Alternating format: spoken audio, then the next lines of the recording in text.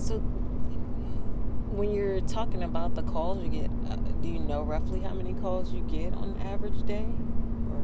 Day to day is hard. So we get about 93,000 calls a year, which, of those calls, and again, this is where talking about our staffing and our call response, even those numbers are skewed because lower level calls, especially property crime, your kind of quality of living type crimes, Right. we don't generally even respond to outside of the Cresswell and Veneta contracts, which pay for enhanced law enforcement services. So, giving data of how many calls we respond to, we're essentially cutting out a huge percentage of those calls that most jurisdictions would send a deputy to. And even like, a cold burglary, so a burglary that happened maybe over the weekend or the night before, we're not always able to send a deputy to those, which a lot of people don't realize until it happens to them. And it's very violating to have your vehicle broken into or your home broken into, and then call law enforcement who you expect to be there and who quite honestly want to be there and want to provide that service, but because they're responding to domestic violence calls, other calls in progress, they take a report over the phone, and in many cases, unless there's some kind of video evidence of suspects, there may not be a lot that we're even able to do. Those are for county residents that are familiar with it, it's our community self-report forms. So it's online or paper form that people fill out, and essentially they fill out their own police report and it gets forwarded. And if there's suspect info, then it is something that we will follow up on eventually. Obviously, it isn't, unfortunately, very high priority. Wow.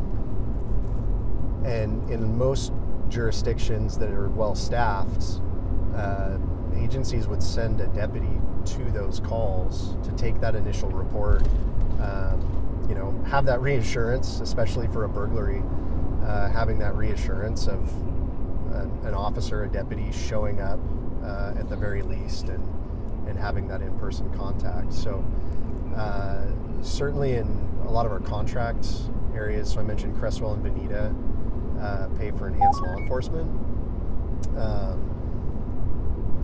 Those are, the deputies in those contracts respond to almost every call in person, and they're able to provide that level of service that a lot of our, quite frankly, all of our deputies want to provide.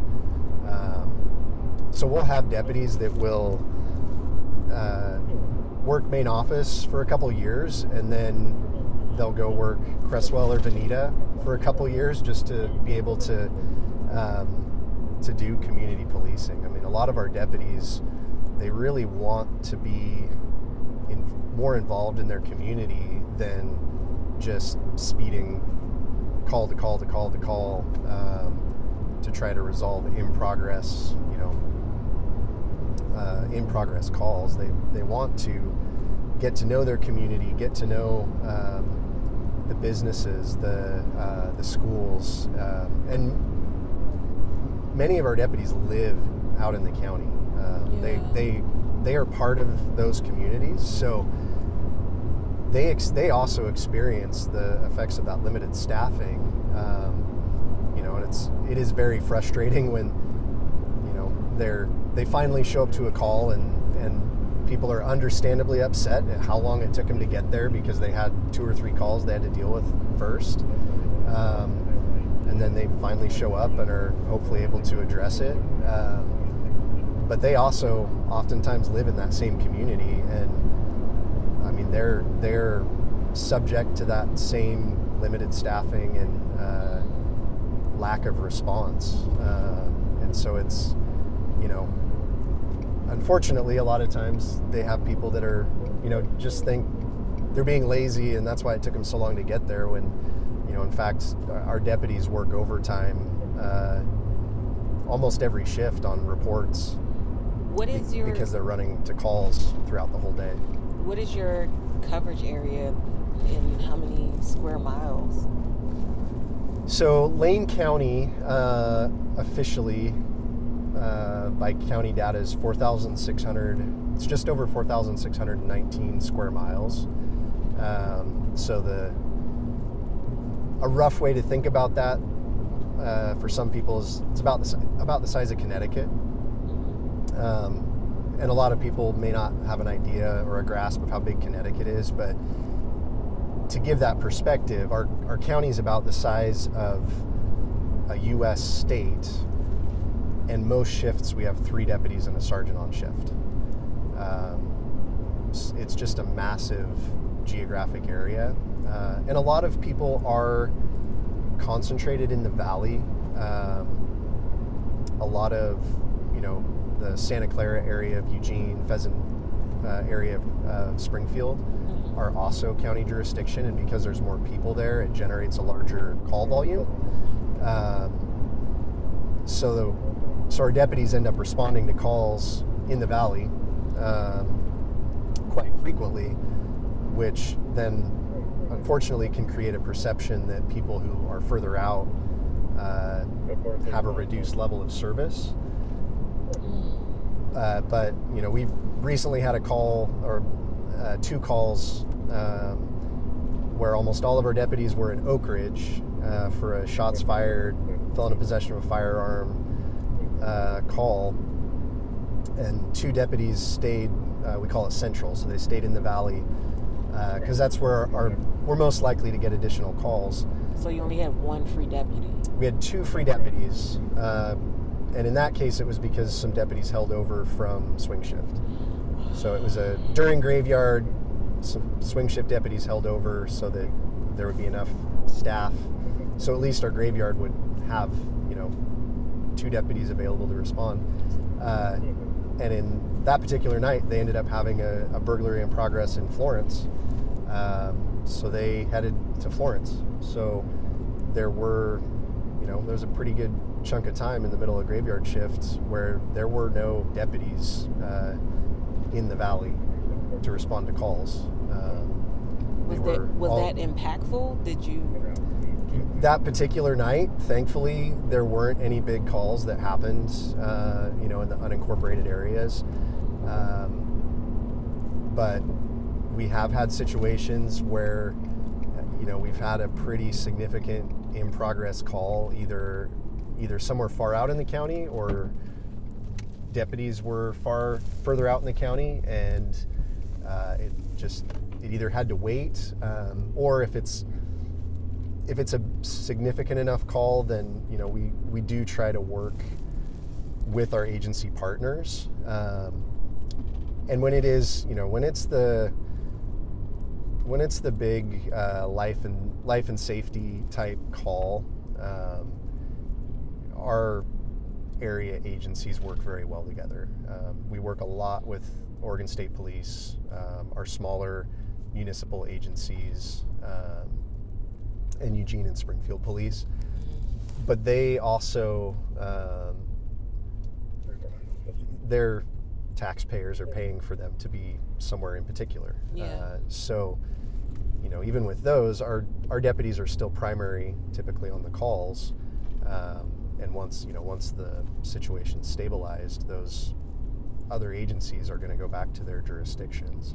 And the sheriff said you have, correct me if I'm wrong, 30 staff that can respond to? Yeah, so our main office patrol is allotted right now. It's budgeted for 30 patrol staff. And that number fluctuates depending on retirements, people moving to different assignments, training, and that sort of thing. So we're below that number at the moment, but that's the allotted number, and that gets us about 3 to 4 deputies per shift, 3 shifts, with some overlap on swings and graveyard.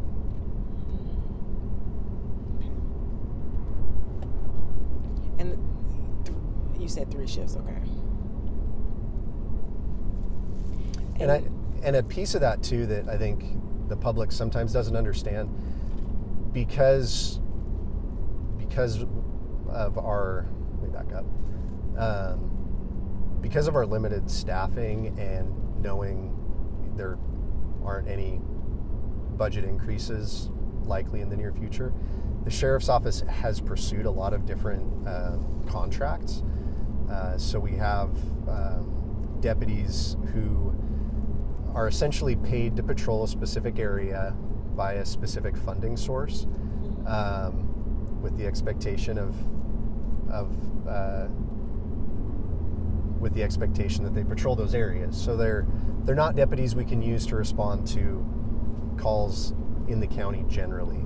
So this is along the lines of when money is earmarked for certain things, it can't be spent outside that area. Right. When these deputies are contracted to be a certain place, they can't move. So, correct. So some examples of that are Dunes Patrol, which is paid for, and their vehicles are paid for by the state of Oregon. Our Marine Patrol, which patrols rivers and lakes, are primarily paid for by the state of Oregon. We have our Forest Patrol team, which is paid for by Bureau of Land Management and private timber dollars. And then cities of Crestwell and Bonita that also pay for their own enhanced patrol staffing. So oftentimes a big call will happen and the public will see a lot of deputies. If it's something like an active shooter or if something happens at a campus. We've responded to the University of Oregon and Lane Community College for armed subject calls.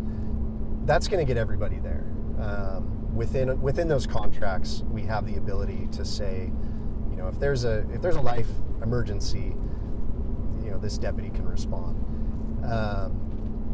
But really, all that's done is prop up our patrol, and we're very thankful we've been able to do that and make that work for a number of years, so that we have that extra layer. But most of those positions work primarily during the day, maybe into swings. They're not working late night. They're not working graveyard. And again, they're not typically responding to your average domestic violence call, dispute, or property crime. They are paid to do a specific job in a specific area, and we have to meet those obligations to maintain those contracts. And so, unfortunately, that sometimes creates this perception of, well, you say there's only 3 deputies and a sergeant on shift, but we saw 6 show up to this call. Maybe not knowing that, those were deputies who came from other assignments because of the severity of the call.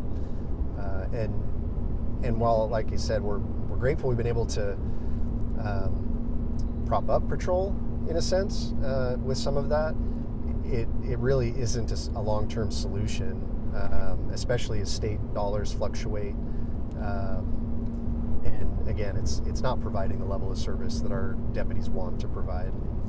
When Sheriff Wilkerson said that Lane County is one of the least patrolled counties in the country, what counties was he comparing you to? Yeah, so national numbers, so they're typically based on deputies per 1,000 residents, which is kind of a hard number to visualize. I can give you another way to visualize it that kind of reverses it, and it's number of residents per deputy. But as far as national numbers, and they fluctuate a small amount, but right now the sheriff's office, we're at about 0.2, so 0.2 patrol deputies per 1,000 residents. And when I say patrol deputies, that is all sworn patrol certified deputies. So that's including our civil service, our detectives, all of those contracts that I told you about, which aren't actually main office patrol, but have their specific areas that they work. But if you take all of our patrol certified deputies, we're at about 0.2 per 1,000. So the Oregon average is about 0.43. So in the state of Oregon, the average number of deputies for a county is double per capita what we have. So nationally, it varies from state to state, certainly. And there's other factors, such as there's some states where they really don't have, or areas of some states where they really don't have municipal departments. It's all county. But nationally, most per capita numbers are more like 2. Not 0.2, but 2. So it's a vastly different number than we're really could even comprehend when you look at how many deputies on a shift that would mean. For us at 30 deputies, you talk to our patrol staff about what would it look like if you had 60 deputies on patrol instead of 30 deputies on patrol. And it's really hard for us to even wrap our heads around what that would look like, because we're just so used to being call to call to call. The idea of having additional staff to do the community policing, to do to have the time to stop by a school on your shift that wanted you to come speak on safety. That's just not something that our patrol gets to do right now, let alone the proactive side of it. Many of our deputies will hold, we call them ATLs, so attempt to locate. So calls that they responded to, they couldn't find the suspect of their investigation, so they put out an attempt to locate for them. So some examples of that would be, you go to a domestic violence call, say in Blue River, and it takes you an hour to get there. If it's after, especially late at night, there's one McKenzie resident deputy right now, but he works 40 hours a week, so he's not always there. So say you go to this domestic violence call, it took you forever to get there, even though you were running code 3, the suspect's long gone. And if they went the same direction you were headed, they're an hour ahead of you. And in our county, quite frankly, they're probably up in the woods, and it's difficult to even justify looking for them unless you have an idea of where they really might be. So you take that report, provide whatever service the victim needs, whether it's get medics there, get them somewhere safe, get them to a hotel, whatever that might look like. And now you have this open domestic violence case with a mandatory arrest where you haven't found the suspect. So do you have a lot of cases where you have to do or make arrest after the fact, well after the fact? Yes, yeah. So, and there's a lot of factors to that, but certainly our response time is a factor. When, especially when people who are frequently committing crimes know that it takes us a long time to get there. They know they just have to get out of the area, and they take advantage of that. Yeah. So our deputies will have those attempt to locates, and they'll follow up on them as they have time. But of course, it's very frustrating for victims who their victimizer is still somewhere. Maybe coming back for them, maybe continuing to commit further crimes against them. And meanwhile, the deputy that took the call is now they're headed to another domestic violence call, and now another burglary in progress or trespasser, or and then trying to fit in finding these suspects between all those other calls. So it's frustrating for victims, and it's certainly frustrating for our staff who, especially on bigger cases, they really want to devote the time to doing their job well, and it's just not always it's just not always an option for them. When Chief Wilkerson said that, Sheriff Wilkerson said that he wants the community to know what's happening. Why is it so important for the community to be aware of these resources and what's happening with staffing? Yeah, and he's spoken to a couple times of just the misperceptions, and again, some of our own patchworks to the system don't necessarily help. So, like I said, some of these contracts that allow us to put other deputies at least out there to take the load off of main office patrol. People don't always understand where that money's coming from and really how it's a Band-Aid. And then, I think most people, when something bad happens and they call 911, they just expect law enforcement to show up. In America in 2025, most people expect their public safety system to work and work in the way that it seems to work everywhere else. And unfortunately, it just doesn't in Lane County. And some of that perception too is a lot of people that recreate in the county are fortunate to live in a jurisdiction that does have well-funded police. So, Eugene, Springfield, some of our smaller cities, when they call 911, officers get there pretty quick. And there's a high community expectation that they get there quickly. So people who live in a jurisdiction like that and then go, hunt, fish, camp, mountain bike, hike, visit their relatives out in the county, they may have something happen and, they call 911 and they're expecting that response that they are used to, and it just isn't there. And unfortunately, we've had a number of incidents over the years where victims were understandably furious at how long it took law enforcement to get there, because they had an expectation of what that would look like and hadn't ever experienced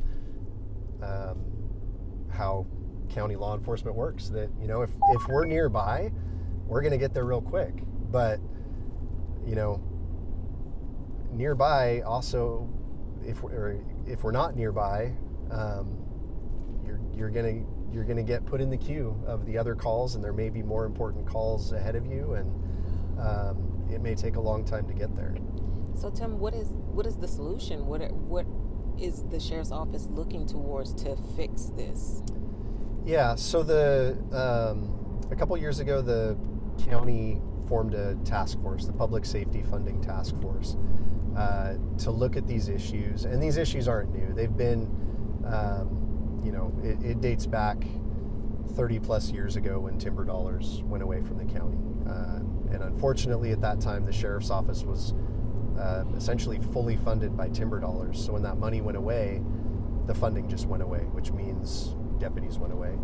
And there's been some progress and Band-Aids over the years to correct that, but obviously there hasn't been a good fix. So the task force has made those recommendations as far as what that funding would look like, and that their final document that they did it's publicly available on the Lane County website. Anybody can look over it and see the numbers they looked at and what their recommendations are. Their kind of their final recommendation of what it would take to get us to be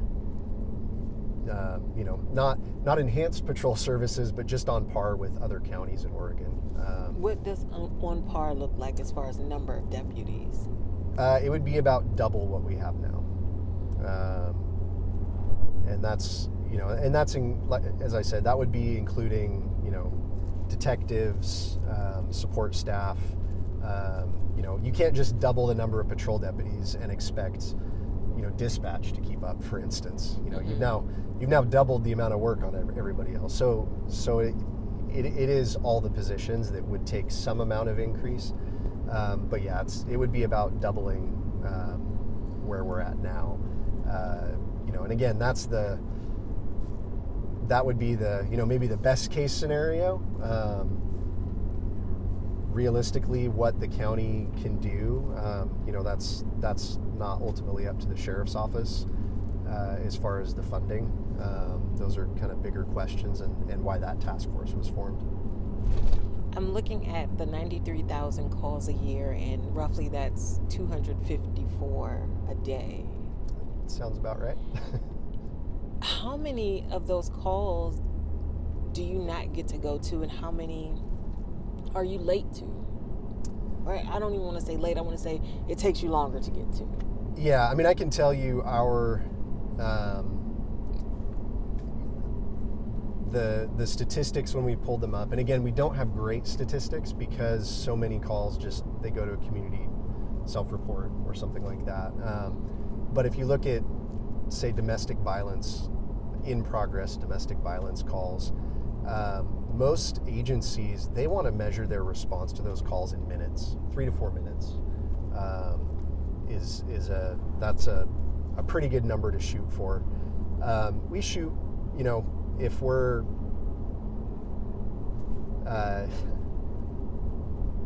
ideally for us, less than an hour. I mean, and for our staff, it's, they're initiating that response by phone, right? Our dispatchers are taking that call. We're talking to the victim oftentimes while this is happening.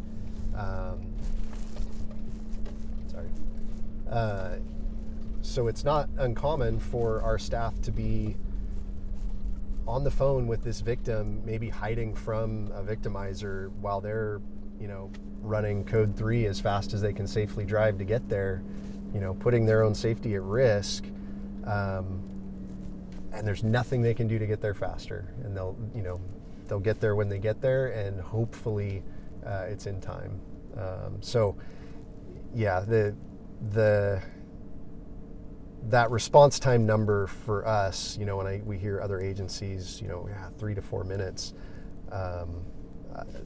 that's unless we just happen to be in the area, which thankfully does happen. Our deputies tend to stay pretty far out in the county typically, unless they have to come to the office to write reports or turn in evidence. We try to be out in the county so that if calls happen, we're hopefully somewhat in the area.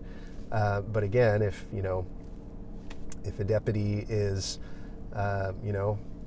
in the Walton area or say Elmira area, and a call comes in out Bryce Creek, east of Cottage Grove, well, now they're further away than if they had just been in Eugene. So unfortunately, it's really kind of a luck of the draw as far as when a call comes in.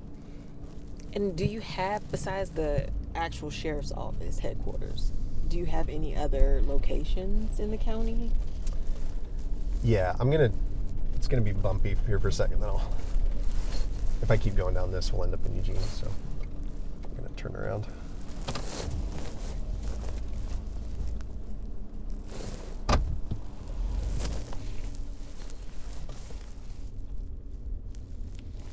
I don't want to get so far out it takes you an hour to get back. All right, can you repeat the question for me? Locations out in the county. So the Cresswell and Veneta have, we call them the satellite offices, so CSO and VSO. They're essentially like police stations in their city, so in City Hall. So the deputies that work those contracts for those cities and are essentially like city police for those jurisdictions, they have, essentially like a little police station. So they can contact people there. They can interview people there. Oftentimes, people want to talk to a deputy and may not have a phone, or they want that in-person contact, and so they'll come by and sometimes just wait there knowing that a deputy will come back eventually, or call dispatch and say, hey, I'm at the station, can a deputy come meet with me? And so main office patrol will also use those locations. So residents that live maybe near Crestwell, near Veneta, most of them are also familiar with those two locations. And then we also work with our different city partners. So, the police station in Junction City, Cottage Grove, Florence, our deputies are pretty familiar with them, can access them if they need to. Dewey Investigations is one example of that, especially for a county our size. If a patrol deputy is in Florence and they pull over a Dewey and they need to do an intoxilizer, have them blow into an intoxilizer machine, instead of driving an hour back to Eugene to do that, they can use the Florence police station to do that part of the investigation. And so same with Cottage Grove and Veneta, some of our other police stations that have those as well. So that also helps cut down on drive time for our deputies and just general response time. So, and drive time, just because it came to my mind, our deputies put a lot of miles on our vehicles. That's unfortunately another aspect where people see like, oh, you just bought brand new vehicles. It seems like you buy new vehicles every year. You have to. We do, because the number of miles our deputies will typically put on a vehicle in a day.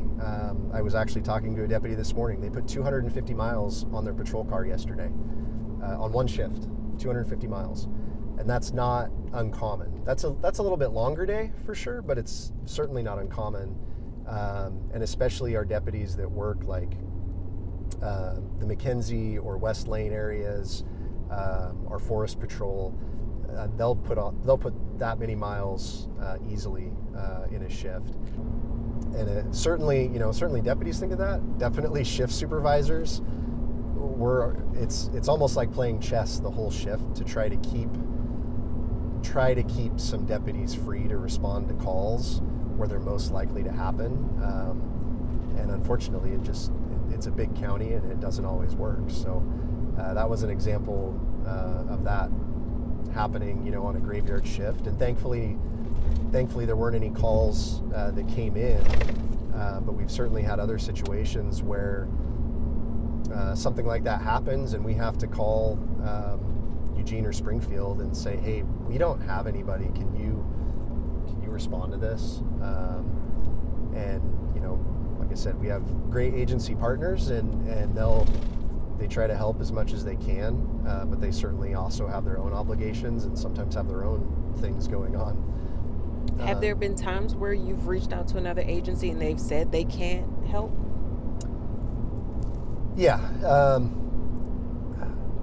I couldn't give you a statistic as to how frequent it happens, but certainly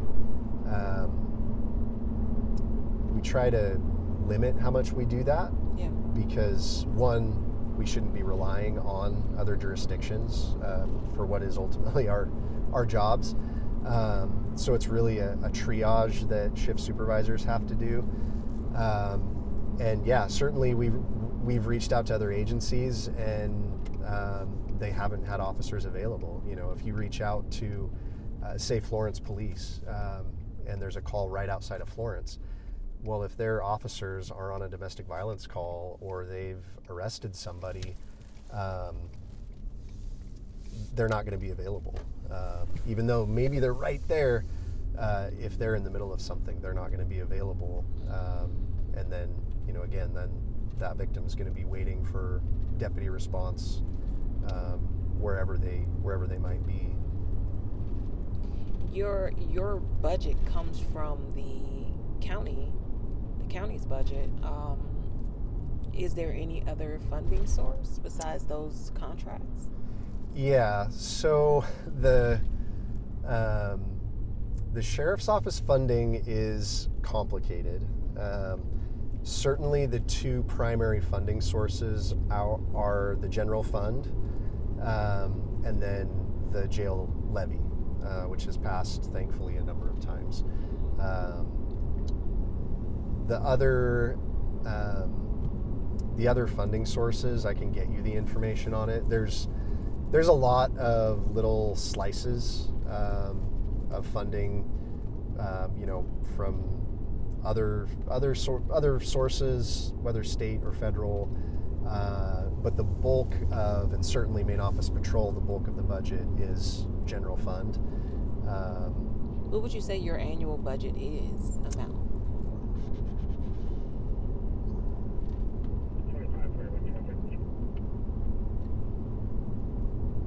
So I'm going to double check this when we get back. Okay. So the sheriff's office total budget, which includes the jail levy funding, is about $80 million. So that's all departments, everything we do. It's at about $80 million.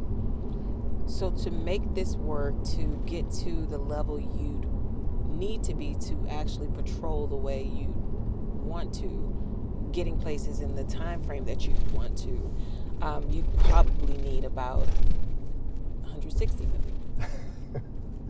That would be amazing.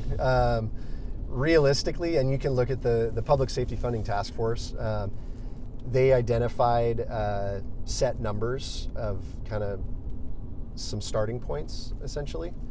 That would be on par with, the best sheriff's offices in the state as far as patrol resources. That's a huge number.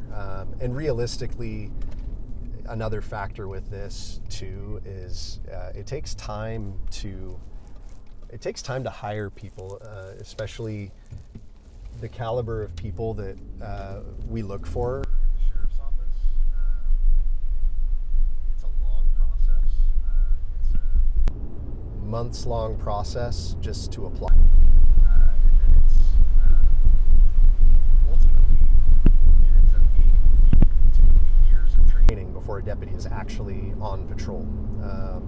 Unless they're coming from another agency already patrol certified and make it through that hiring process. A deputy that starts at the sheriff's office, starts at the jail, goes through corrections academy, works at the jail.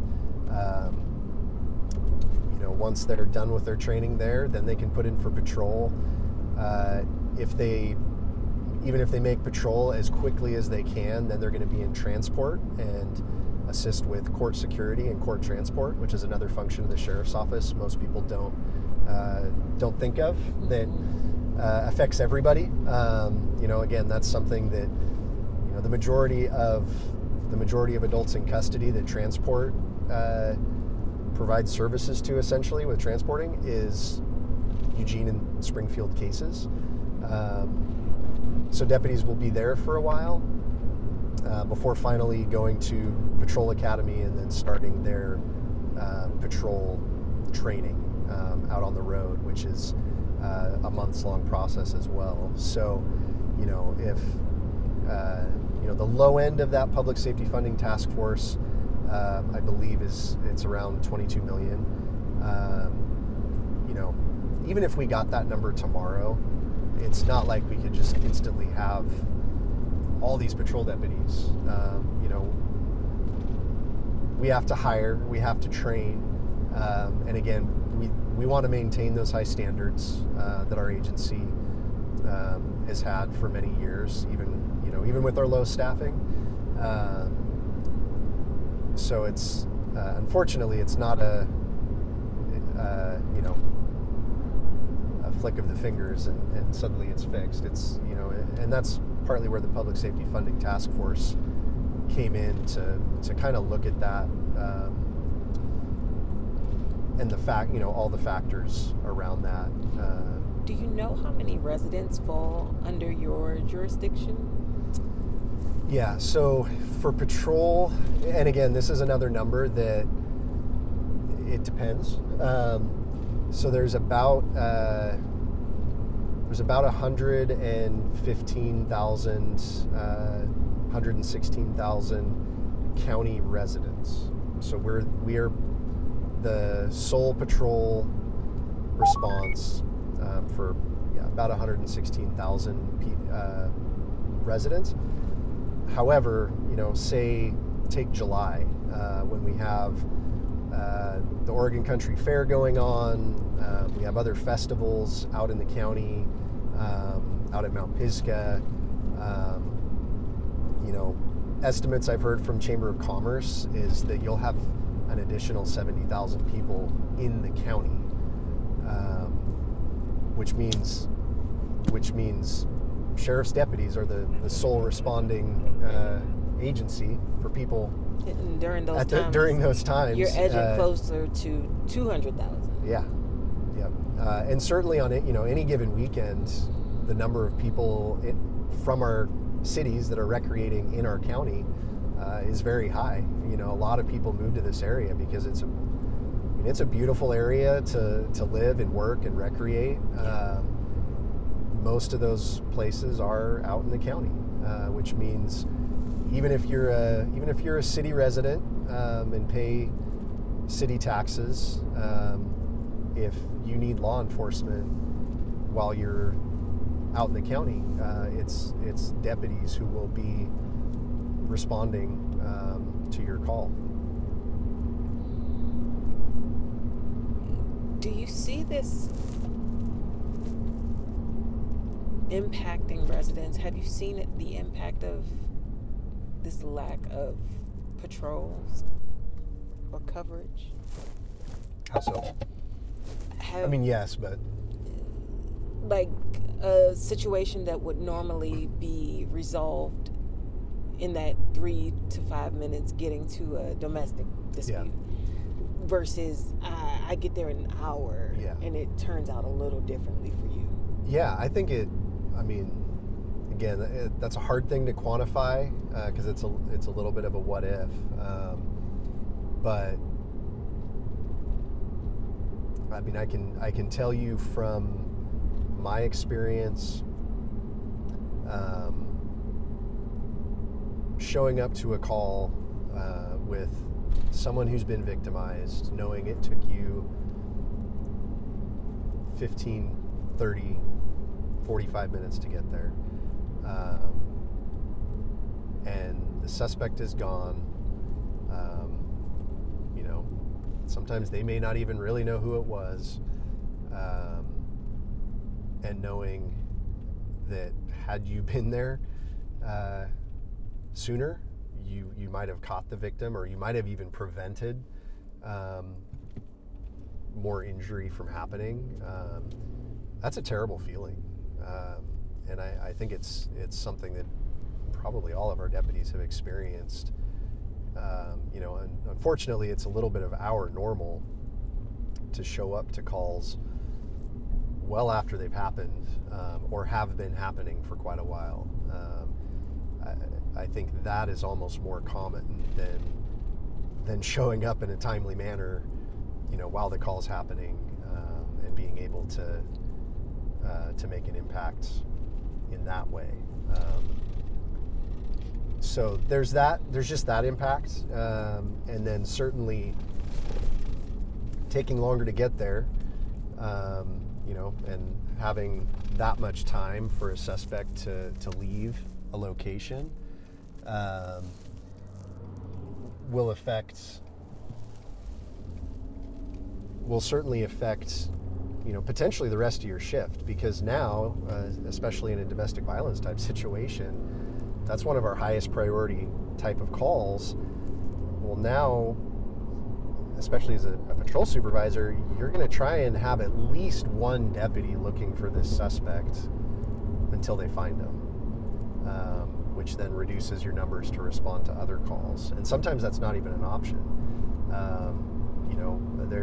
There's times where deputies, they're on a domestic violence call, they figure out who the suspect is.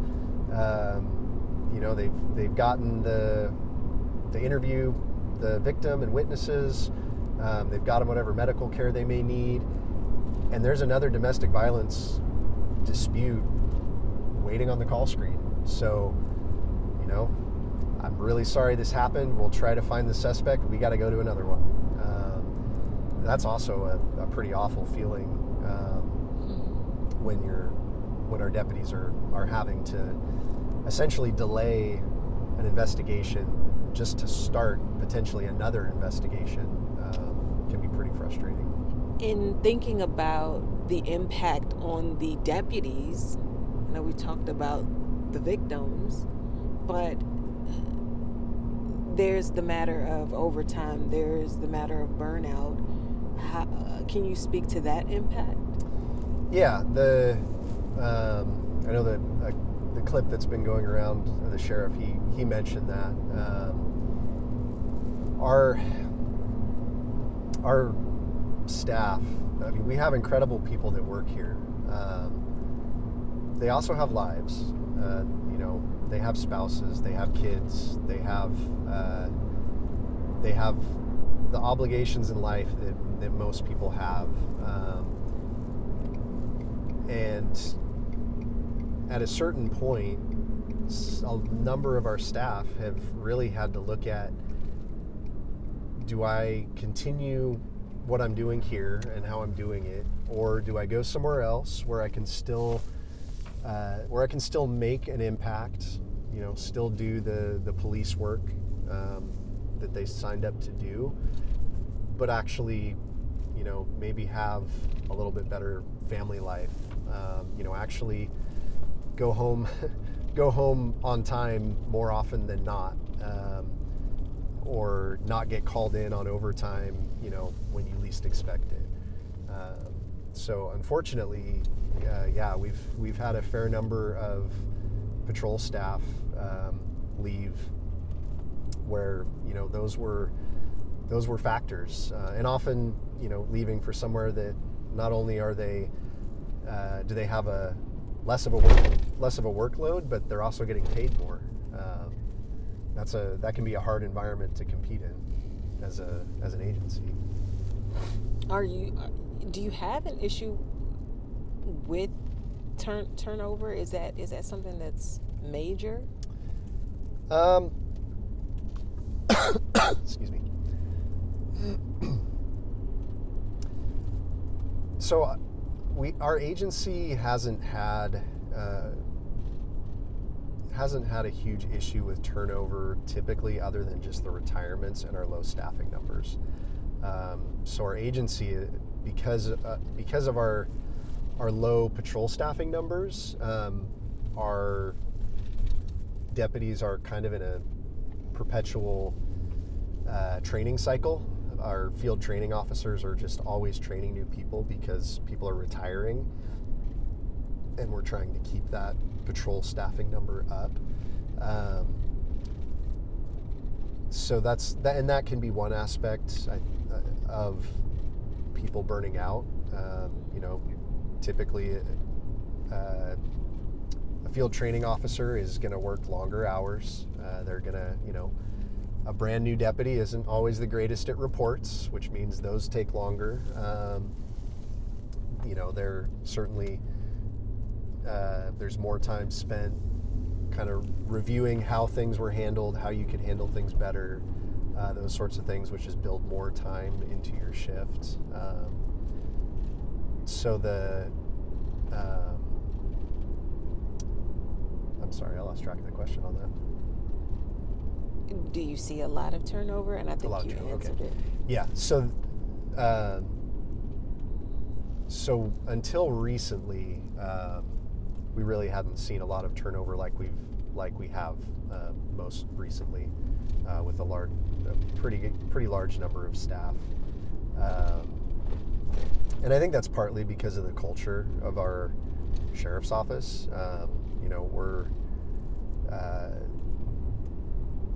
And I mean, I'm speaking for myself. This is a great agency to work for. I've been here since 2013, and I was a volunteer prior to that. And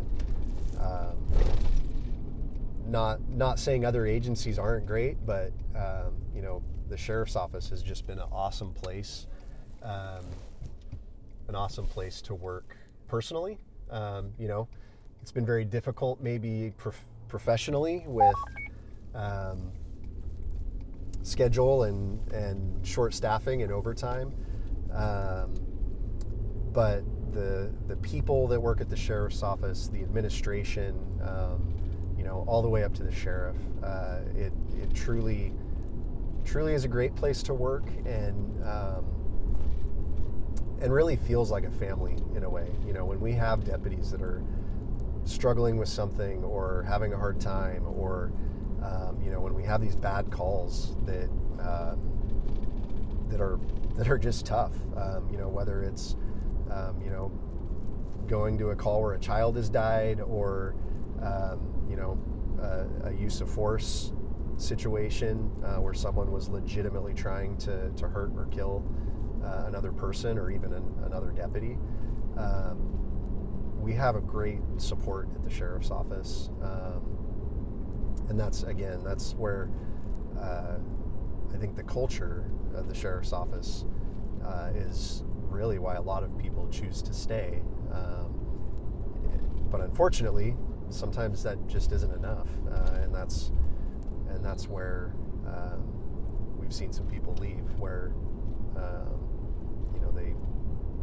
they had to move on for other reasons. Well, something I was curious about when I saw that clip of the sheriff was, why now? Why talk about it now? Is there hope on the horizon? Is there some type of opportunity ahead that you're looking into? Yeah, so and again, none of these decisions would be at the sheriff's office level. Certainly we can speak to the needs and the history of it, and what we're facing, and that was the intent of the Public Safety Funding Task Force, was to look at all that information, and also the DA's office. I should add them, because certainly if you increase the number of arrests that deputies are making, then that's going to have an impact on the DA's office. So they're also included in that task force. That task force research. Prosecuting those cases. Correct. So the Public Safety Funding Task Force finished their final report. I believe it was earlier this year that it was released.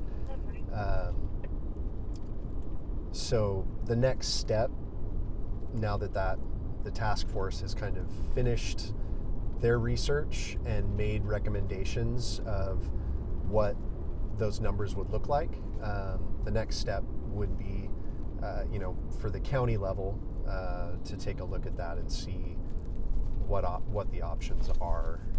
And so that's where these conversations, these meetings the sheriff has been in, where that's been discussed. That's, I guess, to answer your question, that's kind of why it's being talked about now, is this independent task force has looked at it and has made these recommendations based on what they looked at. So now it's, what are those next steps? Which is, again, a conversation bigger than the sheriff's office. We don't control our funding. Do you think the county can find some of that funding? I don't know that a sergeant can answer that. I certainly hope. I certainly hope, as a resident of Lane County, that some solutions can be found. My wife and I have chosen to live here, and we absolutely love this area, and have no interest in leaving it. But it can be hard sometimes when we, with my job, we kind of see behind the scenes that sometimes the public forgets about, of our limited staffing, that it can be a little hard to, decide to go recreate in certain parts of the county, or, take my kids to certain parts of the county when it's, the last time I was there was somebody needed help, and I know it took our deputies a long time to get there, or even me a long time to get there. So it's again, it's a factor that weighs on our staff, not just because they are living it in their jobs, but they're also part of this community, and they want to see those. They want to provide that service to the community, but they also want to receive that service. Yeah. How long have you worked at the Lane County Sheriff's Office? So I started. I actually started with search and rescue as a volunteer. So I spent a lot of time looking for lost mushroom pickers as a volunteer. I just saw several stories about that. Yes, it's a perennial thing, unfortunately, and I really hope they find this. Their searchers out today looking for the gentleman out by Mapleton. So I started as a volunteer in that capacity, but I started full-time at the sheriff's office in the jail in 2013, and then came over to patrol a little over a year after that. Have you seen any changes in response time over your time here?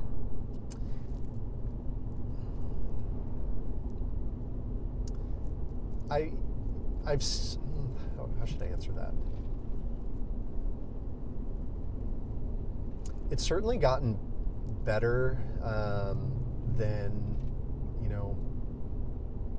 when just before I started,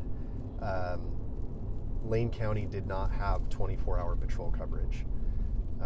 So there was essentially a dark period in the middle of the night where deputies were on call, and if there was a really big call for service, dispatcher would call them and wake them up and say, hey, you need to go to work on overtime.